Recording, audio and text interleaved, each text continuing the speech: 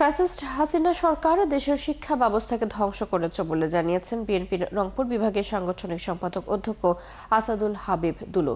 রবিবার বিকেলে লালমনিরহাট জেলা সদরে তিস্তা ডিগ্রি কলেজে শিক্ষার্থীদের মাঝে বিভিন্ন জাতের ফলজ ও বনজ গাছ বিতরণ করা হয়।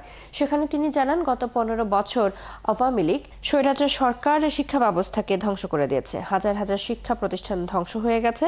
আগামী নির্বাচনে বিএনপির পক্ষে দেশের জনগণ সমর্থন দিলে দেশের শিক্ষার মান উন্নত বিশ্বের মতো হবে বলে জানান তিনি।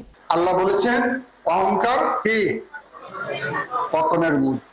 ওনার অহংকার তৈরি হয়েছে, আল্লাহ দমাই দিয়েছে। নমরুদ ফেরাউনের কাহিনী যাও, ওনারা নিজেরা ব্যস্ত বানায়, শেষ পর্যন্ত কিভাবে তাদের মৃত্যু হয়েছে তোমরা সবাই সেই ঘটনা জানো।